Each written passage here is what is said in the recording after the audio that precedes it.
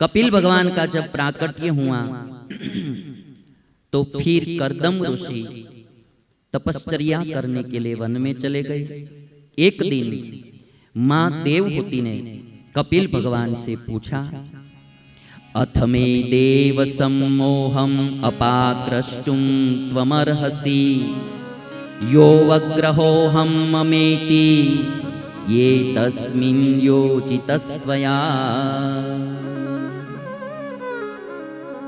मां देवहूति कपिल भगवान से कहती है कि बेटा, जो अहम और ममत्व रूप माया है वो माया दूर कैसे होती है? जीव प्राणी मात्र को संसार में भटकाने वाली बार बार जन्म मरण जिससे आता है वो माया है।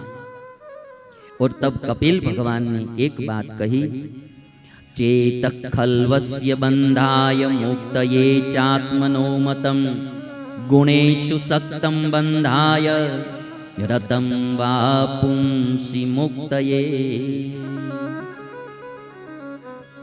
मां, हमारा जो मन है ना, हमारा चित्त, वही बंधन का और मोक्ष का कारण है। जैसे आपका बहुत बड़ा बंगला होता है, उस बंगले में एक दरवाजा होता है, दरवाजे पर एक ताला लगता है, ताला में एक चाबी होती है, उसी चाबी से दरवाजा बंद भी होता है, बंगला बंद भी होता है और बंगला खुलता भी। चाबी एक ही होती है, एक ही चाबी से दरवाजा बंगला खुलता भी है और बंगला बंद भी हो जाता है।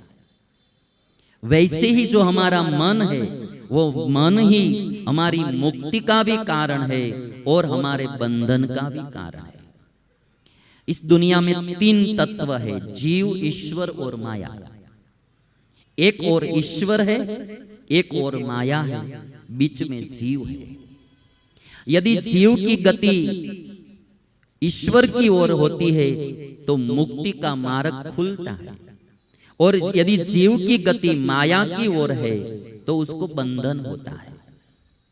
और इसीलिए जीव को जाने का दो ही मार्ग है, या तो ईश्वर की ओर यात्रा करे या तो वो माया की ओर यात्रा करे। ईश्वर की ओर यात्रा माने क्या? भगवान का भजन करना, भक्ति करना, दंडवत, प्रदक्षिणा, पूजा पाठ, स्मरण, सद्वर्तन, धर्म का पालन, वो सब भगवान की ओर यात्रा है। दो ही मार्ग है, या तो जीवात्मा परमात्मा की ओर चल सकता है या तो माया की ओर। धन के पीछे, नारी के पीछे, पुरुष के पीछे, मान सम्मान, खान पान के पीछे रात दिन गवाता रहता है, बस उसमें ही डूबा रहता है, खाना पीना मौज करना और कुछ आता ही नहीं, तो उनकी यात्रा माया की ओर है। और इसीलिए दो मार्ग है, एक भोग मार्ग है और एक योग मार्ग है। जो जीवात्मा, जो जीव ईश्वर में जुड़ा है वो योगी है, और जो माया में जुड़ा हुआ है वो भोगी है। अन्यत् श्रेयः अन्यदुतेव प्रेयः ते उभे नानार्थे पुरुषं सिनितः ते तयोः श्रेय आददानस्य साधु भवति हियते अर्थात यौ प्रेयो वृणीते। यम राजा ने नचिकेता से कहा कि बेटा, दो ही मार्ग है, एक श्रेय का मार्ग और दूसरा प्रेय का मार्ग। एक योग का मार्ग, दूसरा भोग का मार्ग। चाहे वहां चलो, भोग के मार्ग में जो चलेगा उसको अंत में दुख ही दुख आएगा, हाथ में कुछ नहीं आएगा। जैसे खाली हाथ आते हैं, खाली हाथ जाते हैं, बार बार दुखी होते रहते हैं। और जो योग के मार्ग पर चलता है जीव, उनका कल्याण होता है, उनकी मुक्ति होती है। तो कपिल भगवान ने कहा कि मां, दो ही मार्ग है। योग के मार्ग पर चलने में फायदा बहुत है, भोग के मार्ग पर हम कितने भी बहुत जन्मों से चलते आ रहे हैं। कभी पशु का जन्म, कभी पक्षी का जन्म, कभी वृक्ष का, कभी कोई जीव जंतु का, बार बार। भगवान कृष्ण ने जैसे गीता में कहा कि वासांसि जीर्णानि यथा विहाय नवानि गृह्णाति नरो पराणि तथा शरीराणि विहाय जीर्णान अन्यानि संयाति नवानि देहि। कृष्ण भगवान अर्जुन से कहते हैं कि अर्जुन, जैसे वस्त्र पुराने हो जाते हैं ना, तो आदमी वो वस्त्र को निकाल देते हैं और नए वस्त्र धारण करते हैं, उसी तरह जीव शरीर रूपी वस्त्र पुराना हो जाता है तो निकाल देता है, जीर्ण होता है तो निकाल देता है और नया शरीर धारण करता है। 84 लाख प्रकार के शरीर है, वो 84 लाख प्रकार के शरीरों में हम भटकते रहते बार बार। जब तक मुक्ति नहीं होगी तब तक ये जन्म मरण शुरू ही रहेगा।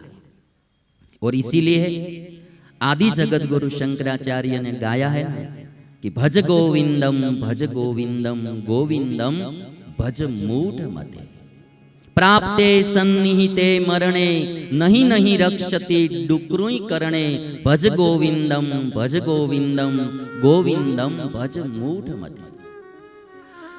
आदि जगत गुरु शंकराचार्य जी ने तो कह दिया कि मूढ़मती, हे मूढ़मती, अब भगवान का भजन करो, भजन के अलावा कुछ होगा नहीं, भगवान का भजन करो।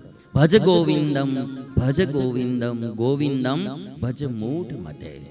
कपिल भगवान कहते हैं कि माँ, ये हमारा चित्त ही बंधन और मोक्ष का कारण है। और माँ, अच्छे साधु का समागम मिलता है ना, तो ही जीव को मोक्ष का द्वार खुला होता है। अद्भुत श्लोक कपिल गीता में कहा है, प्रसंगमजरम पाशम आत्मन कवयो विदुः, सएव साधु सुकृतो मोक्ष द्वारम अपावृतम, मोक्ष द्वारम अपावृतम। कपिल भगवान ने कहा कि माँ, जैसी प्रीति शरीर में है और देह में है और देह के सगे संबंधी में है, उतनी ही प्रीति यदि जब कोई अच्छे साधु में होती है तो मोक्ष का द्वार खुला होता है। प्रसंगमजरम पाशम आत्मनः कवयो विदु। माँ, माया तो कभी किसी के हाथ में आई नहीं है, कभी किसी के हाथ में आएगी भी नहीं। हम सबको भी थोड़ा ख्याल रखना कि इस दुनिया में कुछ हाथ में आने वाला नहीं है। एक भाई को दुष्काल का समय था, खेत में कुछ पका हुआ नहीं था, घर में खाने का कुछ नहीं था, तो सोचा कि थोड़े दिन मेहमान गति करने के लिए चले जाओ सगे संबंधी के घर। तो मामा के घर गए, चाचा के घर गए, फुआ के घर गए, बुआ के घर गए। ऐसे ही 18 दिन निकाल दिए, 18 दिन निकाल दिया। ऐसे ही उन्होंने सोचा कि इतने दिन बाहर चला जाऊं तो घर पे भोजन बच जाए, हमारा खाने की कोई चिंता नहीं। 18 दिन घूम फिर कर आए जब घर, तो एक साथ 18 मेहमान उसके घर पे बैठे थे। 18 मेहमान बैठे थे। तो मेहमानों ने पूछा कि आप कहाँ गए थे? तो इन्होंने कहा कि मैं कहीं भी नहीं गया हूँ, घर पे ही हूँ। 18 दिन का अनाज में बचा के आया तो आप एक साथ आ गए, मुझे तो कुछ हाथ में आया नहीं, मुझे तो बस ऐसे ही घूमना फिरना वही हाथ में रहा।